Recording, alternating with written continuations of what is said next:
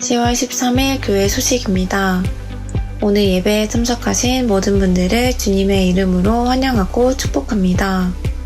우리 밝은 교회는 성경적인 교회인 신약교회 회복을 위해 영혼을 구원하여 제사 삼는 삶을 교회 존재 목적으로 품고 있습니다.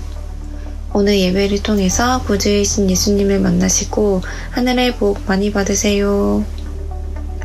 2024년 사역 표어입니다. 다 같이 읽겠습니다. 시작. 우리의 섬김이 하나님께 영광, 우리에게 기쁨이 되게 하소서. 라일락조 목자 탐방이 있습니다. 일시는 10월 6일에서 27일이고 꿈꾸는 목장은 10월 18일 금요일, 두사랑 목장은 10월 24일 목요일, 시천 목장은 11월 7일 목요일입니다. 담당은 도장 및 목자입니다. 임시공동의회 소식 공고가 있습니다. 시간은 10월 20일 2부 예배 직후이고 장로 피택을 위한 투표권입니다. 대상자는 박혜성 목사님, 이한수 목사님, 최병기 목사님입니다. 담당은 황혁규 장로님입니다. 참석이 어려우신 분은 위임장을 미리 작성해 주세요. 예배 회복이 신앙의 회복입니다. 주일 연합 예배, 영적 라이벌 10일, 세상을 이기는 사람, 수요 예배, 황혁규 장로님의 간증 설교, 설교 동영상을 보며 말씀의 삶을 살려고 노력합니다. 설교 동영상으로 VIP와 결석한 목원들을 섬깁니다. 돕는 기도 부탁드립니다. 하나님께서 기뻐하시고 성경적 교회 공동체를 세우는 데 필요한 장로가 세워지도록 도와주시옵소서. 목자 목녀와 함께 목장을 세워갈 동역자인 목원들이 평신도 세미나에 참여하도록 은혜를 내려주시옵소서.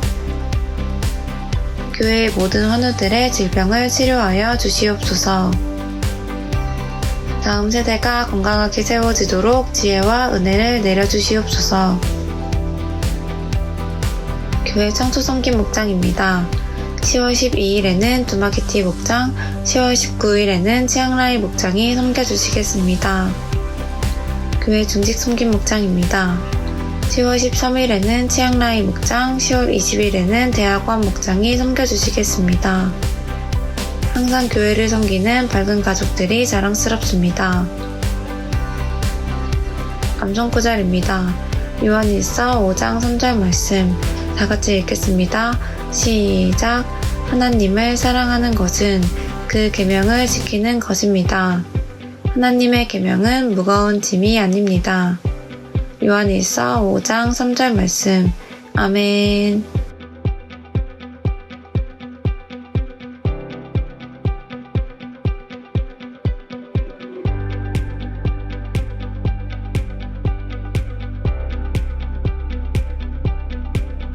이번 한 주간도 주님 안에서 승리하세요. 감사합니다.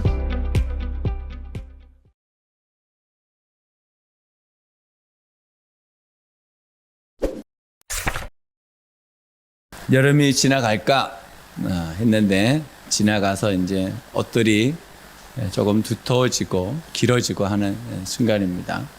근데 보니까 바빠가지고 여러분 단풍 구경을 못 하실 것 같아가지고 제가 오늘 단풍 구경을 시켜드리겠습니다. 단풍이 아주 예쁘게 물들었습니다. 가을엔 단풍이죠. 앞에 안 넣은데요.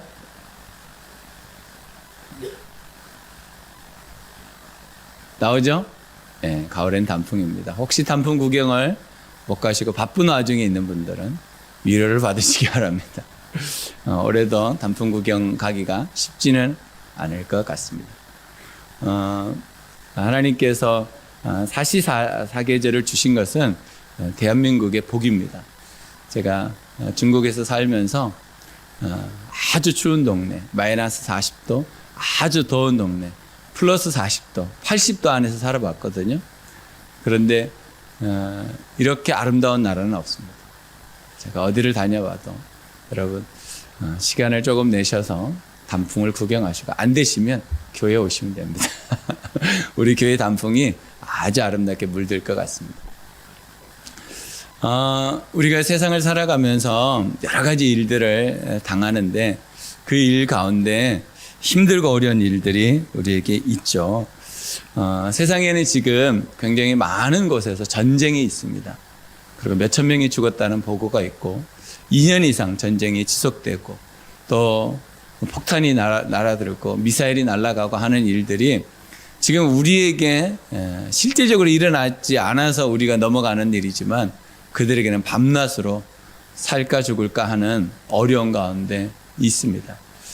그런데 전 세계적으로 뉴스를 이렇게 보니까 우리가 알려진 러시아와 우크라이나 전쟁뿐만 아니라 이스라엘과 지금 팔레스틴에 있는 나라들, 이란과 또 그 외에 또 전쟁을 일으키는 단체들과 있지만 아프리카에도 전쟁이 많더라고요. 남미에도 전쟁이 많더라고요. 그러니까 지금 전 세계에서 전쟁이 없는 것이 별로 없습니다. 그런데다가 우리나라는 휴전을 하고 있는 상태예요. 우리는 전쟁이 끝난 게 아닙니다. 우리나라는 휴전이 된 겁니다. 그런데 많은 분들이 우리가 지금 전쟁 없이 70년 이상을 지나가니까 우리가 전쟁이 끝난 줄로 알아요. 그게 아니고 우리는 언제든지 전쟁이 발발할 수 있는 나라입니다. 전쟁이 휴전된 상태입니다. 휴전.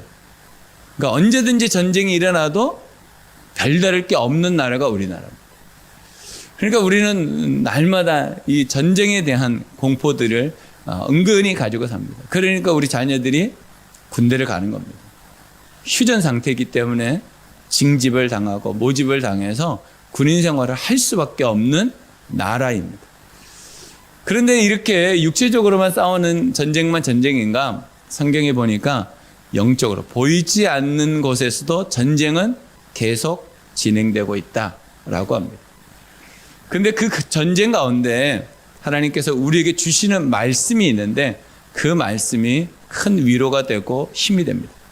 고린도후서 4장 8절로 9절 말씀을 같이 읽겠습니다. 우리는 사방으로 죄어들어도 움츠러들지 않으며 답답한 일을 당해도 낙심하지 않으며 박해를 당해도 버림받지 않으며 거꾸로 뜨림을 당해도 망하지 않습니다. 바울 선생님이 고린도 교인들을 위로하기 위해서 보낸 두 번째 편지에서 이 글을 보내고 있습니다. 고린도 교인들은 로마의 집권 밑에서 예수를 믿어야 되기 때문에 쉽지 않은 시간들을 보내고 있었습니다. 그때 바울이 그들을 위로하며 격려할 때 주셨던 말씀이 고린도후서 4장 8절로 9절 말씀입니다. 여러분, 이번 한 주간 우리가 살아갈 때 이 말씀만 붙잡아도 승리할 수 있습니다. 세상을 어떻게 이길 수 있는가?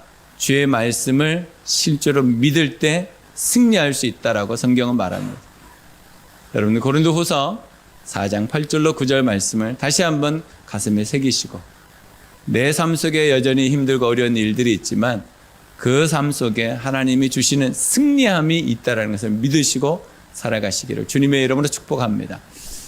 오늘 주제입니다. 신자는 세상을 이기는 사람입니다. 신자는 세상을 이기는 사람입니다. 시작. 신자는 세상을 이기는 사람입니다. 세상을 이기기란 결코 쉽지 않습니다. 왜냐하면 세상이 우리보다 더 강하기 때문입니다. 그래서 성경은 우리에게 계속해서 반복적으로 지속적으로 얘기하는 것은 뭐냐면 성령 하나님을 의지해야지만 살아갈 수 있다라고 말하는 것이죠. 우리의 힘으로는 지치고 힘들고 버겁고 어렵습니다. 그러나 정말 보혜사 되시고 전지전능하신 성령님을 우리가 의지하면 이 세상에서 승리하는 삶을 살아갈 수 있다라고 말씀하고 있는 것입니다. 신자는 세상을 이기는 사람입니다. 누구도 세상을 이기지 못합니다. 그러나 예수님을 나의 구주와 주인으로 믿는 사람은 세상을 이깁니다. 지금까지의 역사가 그것을 보여줬고 앞으로도 그렇게 할 겁니다. 그러나 반대로 세상은 더 우리에게 공격할 것이고 우리를 힘들게 할 것입니다. 우리가 지금까지 경험해보지 못했던 그런 시간들을 보내야 될 수도 있습니다. 그럼에도 불구하고 성경은 우리에게 신자는 세상을 이긴다라고 우리에게 말씀해주고 있습니다. 여러분들이 세상 가운데 승리할 수 있는 비결은 예수 이름으로 살아가는 겁니다. 실제적으로 내 일상 가운데 예수님의 인도함을 받는 것입니다. 그러려면 성령의 인도하심, 성령의 도우심이 꼭 필요합니다. 그 삶을 살아가셔서 승리하는 삶을 사시기를 주님의 이름으로 축복합니다. 베드로전서 5장 8절로 9절 말씀에 보면 우리가 지금 살아가는 이 세상을 베드로 선생님은 이렇게 표현하고 있습니다. 정신을 차리고 깨어 있으십시오. 여러분의 원수 악마가 우는 사자같이 삼킬 자를 찾아 두루 다닙니다. 그러니까 악마는 졸지도 자지도 멈추지도 않습니다.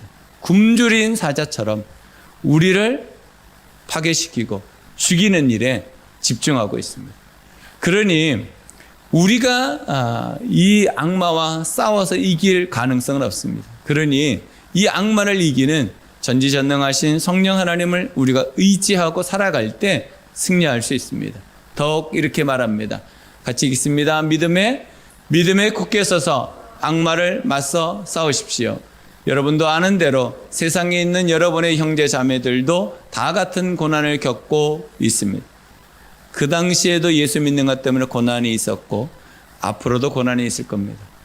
예수 믿는 것은 이 세상에서 손해볼 수밖에 없는 구조로 되어 있습니다. 그래서 예수를 믿을 때 우리는 참고 해야 되는 순간들이 우리에게 많은 것입니다. 그러나 우리에겐 승리함이 있습니다. 무엇으로 승리하는가? 9절 초반부에 이렇게 말합니다. 믿음에 굳게 선다는 것은 예수님을 진짜 나의 구주와 주인으로 날마다 고백하며 믿으며 사는 겁니다. 그래야지만 악마를 이기지 내 힘으로는 못 이깁니다. 여러분 인격으로 악마를 못 이깁니다.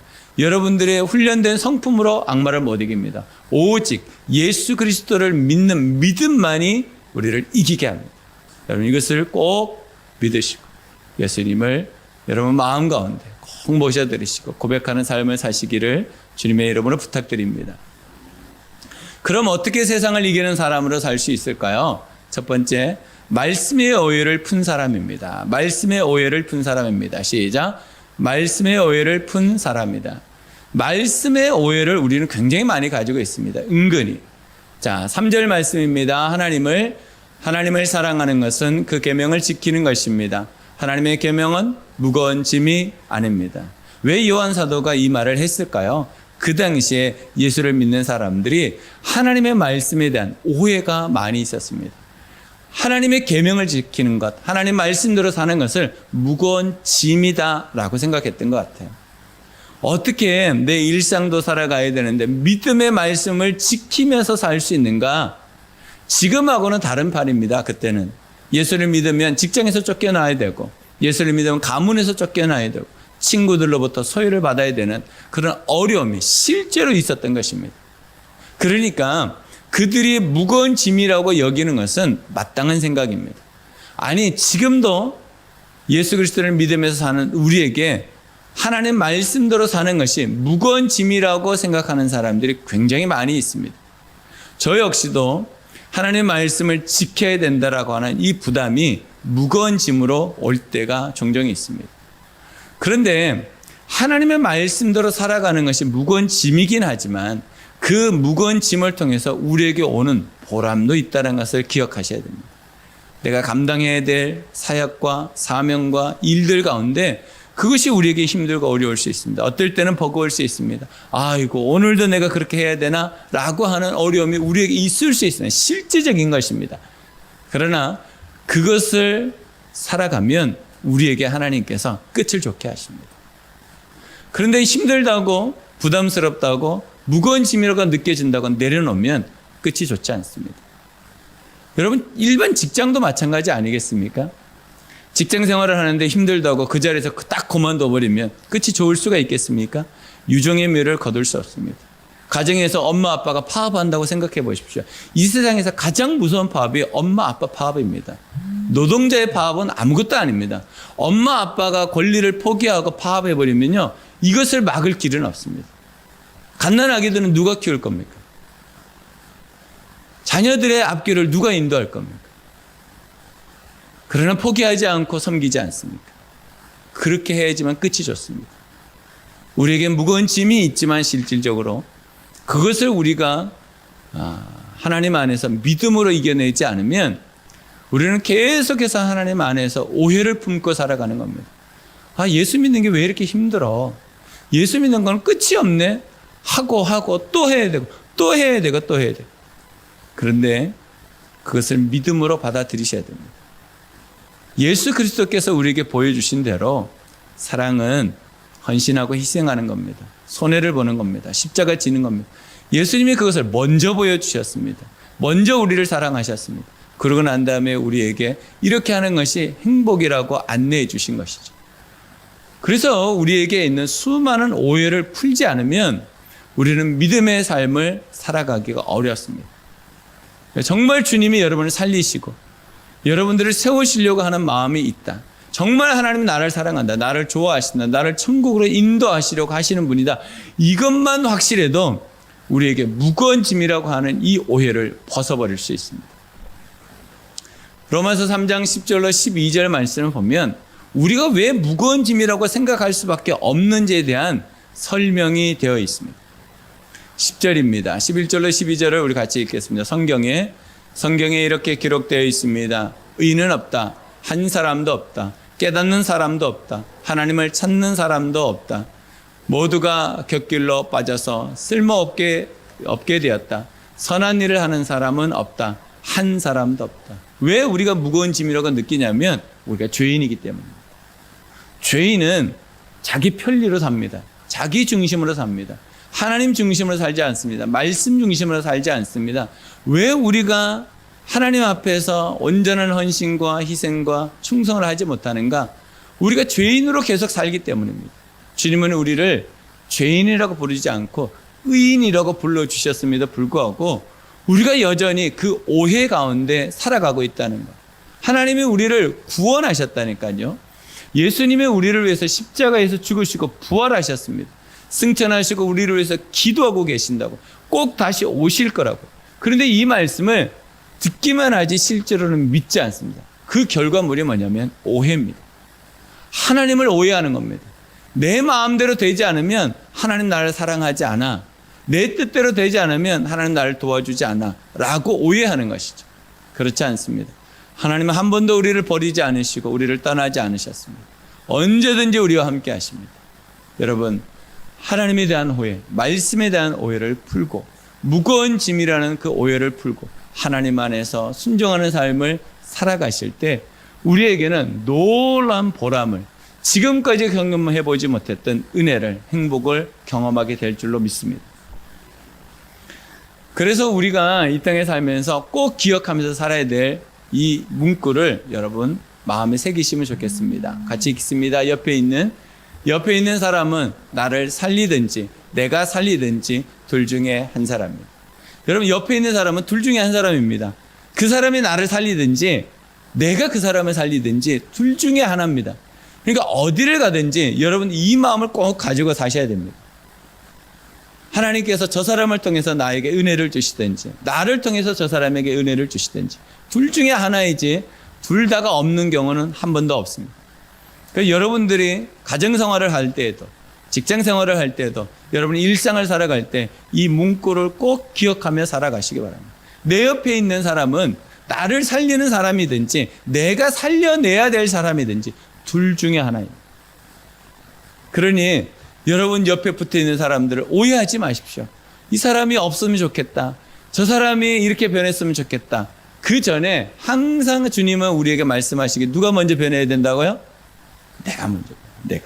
내가 변하면 이 문구가 인정이 되고 믿음으로 받아들여집니다. 내가 변해야지 누군가가 변해야 되는 건 지금도 바뀌어지지 않잖아요. 그러니까 여러분 옆에 있는 사람은 내가 나를 살리는 사람이든지 내가 살려내야 한 사람이든지 둘 중에 하나입니다. 여러분 평생에 이 말씀을 꼭 품으시고 하나님 안에서 섬기는 삶을 살아가시기를 주님의 이름으로 축복합니다. 예레미야 33장 3절 말씀은 그러니까 우리가 어떻게 살아란 말인가에 대한 답을 우리에게 주는 말씀입니다. 같이 읽습니다. 내가 나를 부르면 내가 너에게 응답하겠고 내가 모르는 크고 놀라운 비밀을 너에게 알려주겠다. 주님, 그러면 내가 어떻게 살라라는 겁니다. 도대체 내가 어떻게 살아야지 하나님 안에서 잘 살 수 있는 겁니까? 말씀의 오해를 풀 수 있는 것은 주님 앞에 기도하며 살아가는. 그러면 주님께서 크고 비밀한 것을 가르쳐 주시고 안내해 주시고 함께 해 주신다. 여러분들 아직 깨닫지도 못하고 아직 이해되지 않는 여러 가지 상황과 여건들이 있지 않습니까? 누군가에 대해서, 사람에 대해서. 그런데 주님 앞에 가면 주님께서 이것에 대해서 도와주신다고 말씀하십니다. 그냥 막무가내로 너 믿고 살아 그렇게 하시는 것이 아니고 나에게 와서 기도하면 내가 도와주겠다고 말씀하시는 것. 그래야 오해가 풀립니다. 하나님은 여러분을 도와주시는 분이십니다. 하나님은 여러분들을 세워주시는 분이십니다. 그러니 하나님 앞에 나와서 기도의 삶을 살아가시면 여러분들이 가지고 있는 수많은 오해는 풀려집니다. 우리 33장 3절 같이 읽겠습니다. 내가 나를 부르며 내가 너에게 응답하겠고 내가 모르는 크고 놀라운 비밀을 너에게 알려주겠다. 오해를 풀어주십니다. 주님은 오해를 품고 사는 것을 좋아하지 않습니다. 여러분들에게 있는 그 오해를 푸시고 하나님 안에서 승리하는 삶을 사시기를 주님의 이름으로 축복합니다. 두 번째는 우리가 어떻게 세상을 이기며 살 수 있는가? 예수님을 믿는 사람입니다. 예수님을 믿는 사람입니다. 시작. 예수님을 믿는 사람이다. 예수님을 믿을 때 우리는 세상을 이길 수 있다라고 말합니다. 5절 말씀입니다. 세상을 이기는 사람은 누구입니까? 예수가 하나님의 아들이심을 믿는 사람이 아니고 누구겠습니까? 이 질문은 강조법입니다. 우리가 예수님을 믿으면 세상을 이기게 구조가 되어 있다는 것, 원리가 그렇게 되어 있다는 것. 그러니까 세상을 이길 수 있는 방법은요, 예수를 믿는 방법 외에는 없다라고 성경은 우리에게 안내해 주고 있습니다.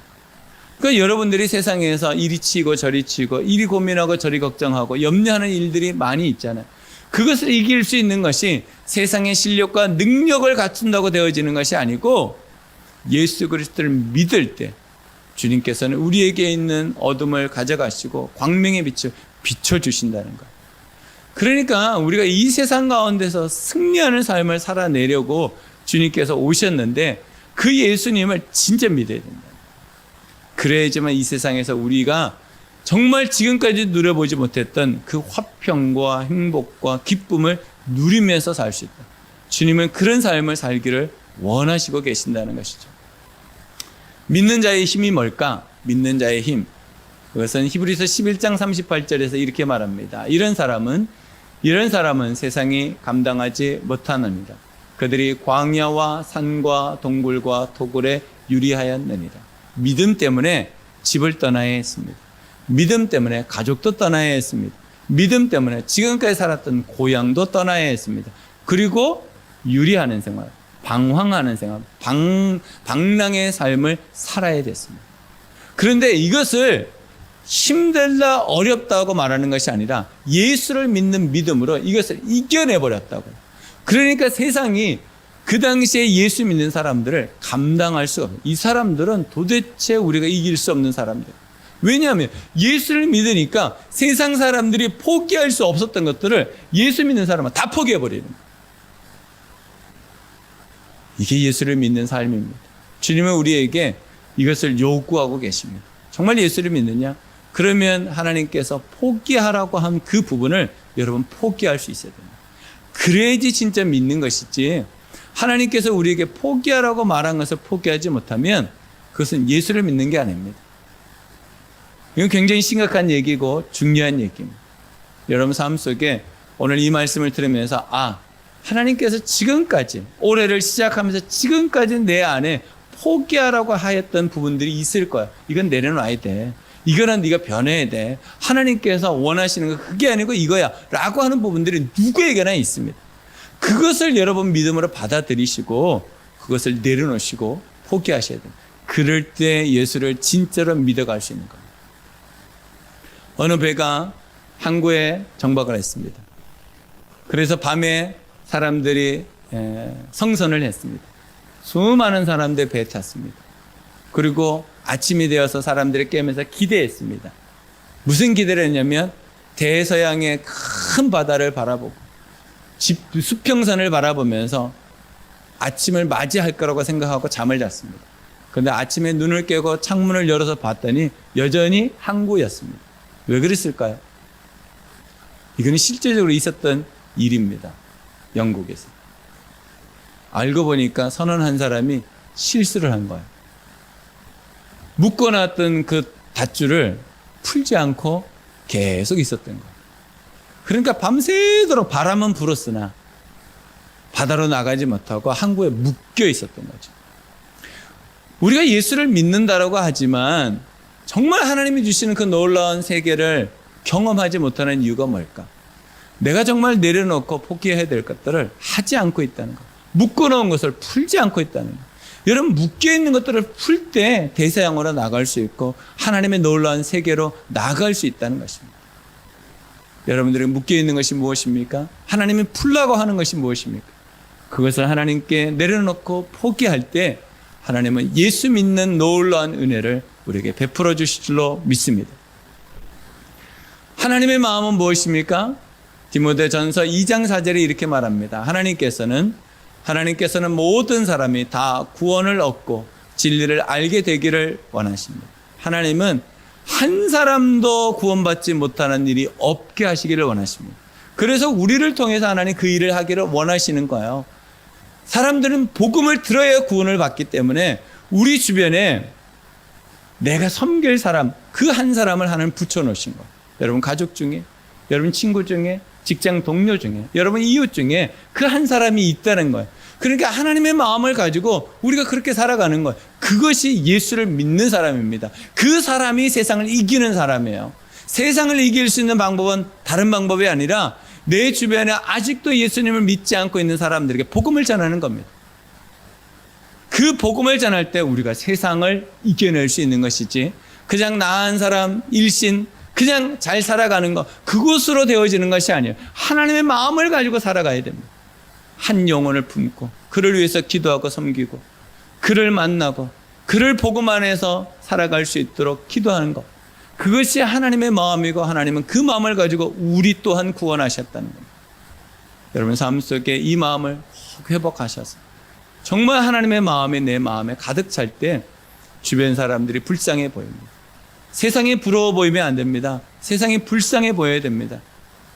어제 우리 운영위원들과 토요일이 돼서 전도하러 나갔습니다. 전도하러 이곳저곳을 다니면서 인사하고 축복하며 우리 도심 그쪽에 운동장이 있잖아요. 공원이 있잖아요. 그곳에 이제 가서 사람들을 만나려고 이제 갔는데 어느 어르신 한 분이 의자에 벤치에 이렇게 앉아 있는데 그 모습이 굉장히 외로워 보이더라고요. 우덕하니 앉아가지고 나무를 보고 햇살을 보고 건너편에는 건영 아파트를 보고 앉아있는 그 모습이 굉장히 안쓰러워 보였어요. 그래서 인사를 드리고 명함을 드리고 앉아서 얘기를 시작하는데 그분이 87세 할아버지신데 쌍용 아파트 1차에 사시더라고요. 교회를 한 번도 가보신 적이 없고 복음을 한 번도 들어보신 적이 없어요. 그래서 물어봤죠. 그러면 가족 중에 교회 다니시는 분이 없냐, 예수님 분이 없냐 했더니 네 자매가 있는데, 남매가 있는데 네 번째 막내 아들이 화도에 있는 교회를 다닌다는 거. 그래서 제가 이렇게 말했어요. 아버님, 그 아드님이 아버님을 위해서 기도를 많이 하고 계시겠네요. 얼마나 많이 기도하실까. 그러니 오늘 아버님하고 우리가 만난 거 아니겠어요? 그랬더니 그런가? 그러더니 아버님이 자기의 이야기를 시작하시는 거예요. 사실 우리 외할아버지가 저기 수석동에 교회 수석 장로였다는 거예요. 그러면서 내가 어려운 일을 당하는 것을 보면 내가 예수를 믿었어야 되는데 내가 예수를 믿지 않으니까 자꾸 이런 어려움에 당하는 거 아닐까? 그런 생각이 그날 들었다는 거예요. 그래서 제가 이렇게 말했죠. 아버님, 그 외할아버님이 손자를 위해서 얼마나 기도를 많이 했을까요? 근데 지금은 아드님이, 막내 아드님이 아버님을 위해서 얼마나 기도를 많이 하고 계실까요? 아버님, 87년을 살면서 그렇게 힘들고 어렵게 사셨는데 아버님, 천당 가야 되지 않겠습니까? 그랬더니 이분이 또 뭐라 그러냐면 내가 천당을 경험했다는 거예요. 천당을 갔다 왔다는 거예요. 20세에, 6.25 때. 그러면서 얘기를 풀어가는데 하나님이 예비하신 분이에요. 그래서 처음에는 어머님이 이제 요양원에 계시다고 하는데 어머님을 위해서 제가 기도해 드릴까요? 그랬더니 근데 기도 나는 지금까지 그렇게 해본 적이 없으니까 하지 말라고 이렇게 얘기했다. 근데 당신을 위해서 기도한다라니까요. 눈 감고 손 딱 잡더라. 그러면서 제가 기도해 드렸어요. 그랬더니 마지막에 아멘을 얼마나 크게 하는지 제가 깜짝 놀랐어요. 여러분, 우리 주변에는 아직도 이런 한 사람이 있습니다. 하나님의 마음은 모든 사람이 구원받기를 원하십니다. 정말 내가 예수 믿는다면 우리가 가져야 될 마음이 무엇입니까? 내가 품고 있는 그 한 사람을 위해서 기도하며 섬기는 것이 아니고 무엇이겠습니까? 여러분 삶 속에 복음 전하는 삶을 꼭 사셔서 정말 세상을 이기는 한 사람이 되시기를 주님의 이름으로 축복합니다. 이 사람은 오늘 우리가 읽었던 요한 서신의 제자 폴리갑이라는 사람의 그림입니다. 폴리갑은 서머나 교회의 4대 목사님이십니다. 그런데 그 당시에 157년 그 시기에 큰 핍박이 있었습니다. 이 폴리갑 목사님이 체포되고 이 목사님을 사람들이 죽이라고 말합니다. 그래서 화형하기로 결정을 합니다. 그런데 이 목사님이 그런 상황 가운데서 고백했던 고백이 지금도 우리에게 도전을 주고 있습니다. 이렇게 고백합니다. 나는 86년 동안 그분을 섬겨왔는데 그동안 그분은 한 번도 나를 부당하게 대우하신 적이 없어. 그런데 내가 어떻게 나를 구원하신 나의 왕을 모독할 수가 있겠어? 나는 예수님을 모릅니다. 나는 예수님 믿지 않습니다. 라고 고백하라고 그래. 그럼 살려주겠다. 그런데 폴리갑 목사님은 그것을 이렇게 표현했던 것입니다. 그러게 이렇게 말합니다. 그러면 당신은 화형당할 겁니다. 그랬더니 폴리갑 목사님이 이렇게 말합니다. 당신은 잠시 타오르다가 곧 꺼져버리는 불로 나를 위협하고 있어. 왜냐하면 당신은 장차 임할 심판과 악인을 위해 예비된 영원한 형벌을 알지 못하고 있기 때문에 이 땅에서 잠시 화형당하는 것은 잠시이지만 당신은 영원한 불못에 빠져서 형벌을 받게 된다는 것을 모르기 때문에 지금 이런 얘기하는 거다. 나는 예수님을 부인할 수가 없다라고 말합니다. 그리고 더 나아가서 이렇게 말합니다. 내가 당신을 이제 못 박을 거다. 왜냐하면 불타면 막 사람들이 날뛰고 뛰쳐나올까봐 그 당시에 화형당한 사람들을 발에다가 못을 박고 손에다가 못을 박아가지고 움직이지 못하게 고스란히 타 죽도록 만들었대요. 그랬더니 폴리갑 목사님이 이렇게 말했대요. 나는 이대로 두시오. 나에게 화형을 견뎌낼 힘을 주실 그분은 당신들이 못을 박지 않아도 장작더미 위에서 움직이지 않고 견딜 능력도 주실 것이오. 그리고 화형을 당했답니다. 정말 예수님을 믿는 사람, 이 세상을 이기는 사람이 누구입니까? 어떤 상황과 여건 가운데서도 예수님을 부인하지 않는 사람입니다. 예수님을 시인하는 사람입니다. 그러면서 그 서머나 교회가 지금까지도 터키에 남아있다는 거 아십니까? 2000년이 지났음에도 불구하고 그 서머나 교회가 지금도 존재하고 있습니다. 여러분들에게 오늘 주신 이 말씀이 정말 세상을 이기는 말씀이 됐으면 좋겠습니다. 그러면 어떻게 우리가 말씀의 의의를 풀고 예수님을 믿으며 살 수 있을까요? 첫 번째는 이해의 한계가 있음을 인정합니다. 여러분 이걸 인정하셔야 됩니다. 내가 하나님의 말씀을 다 이해하지 못한다는 것을 인정하셔야 됩니다.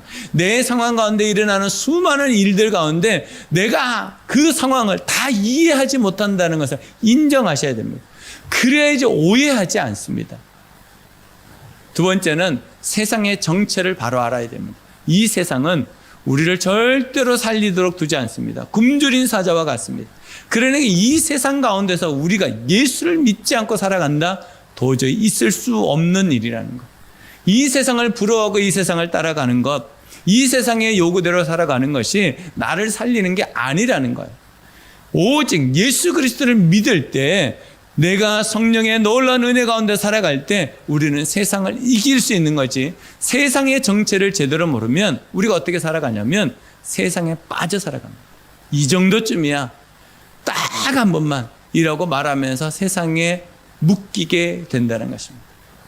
세 번째는 성령 하나님께 도와주심을 요청해야 됩니다. 성령 하나님 저를 도와주십시오. 우리는 항상 부족 가운데 살아갑니다. 연약 가운데 살아갈 수밖에 없습니다. 그러니 성령 하나님 저를 도와달라고 요청하는 삶을 살 때 우리는 말씀의 어휘를 풀고 세상을 이겨낼 수 있는 것입니다. 마지막으로 네 번째는 임마누엘 예수님을 영접하는 겁니다. 영접 기도하라는 말이 아닙니다. 임마누엘 되시는, 나와 항상 함께 계시는 그 예수님을 날마다 내 마음 가운데, 내 삶 가운데 모셔드리는 겁니다. 그래서 아침을 시작할 때 기도하는 거죠. 예수님은 나의 구주주인이십니다. 예수는 우리 가정의 구주주인이십니다. 예수는 우리 자녀들의 구주주인이십니다. 예수는 우리 직장의 구주주인이십니다. 예수는 내 인생의 구주주인이십니다. 날마다 기도하면서 예수님을 영접하는 것. 그럴 때 주님께서는 우리에게 놀라운 은혜를 베풀어 주신다는 거예요. 여러분, 이번 한 주간을 살아가면서 세상을 이기는 사람이 누군가? 그 사람은 말씀의 어휘를 푸는 사람입니다. 예수님을 진짜 믿는 사람입니다. 여러분, 삶 속에 이 믿음을 가지시고 이번 한 주간 승리하는 삶을 사시기를 주님의 이름으로 축복합니다. 기도하겠습니다. 눈을 감고 하나님께서 여러분들에게 오늘 말씀하셨던 그 말씀을 다시 한번 기억해 보시기 바랍니다.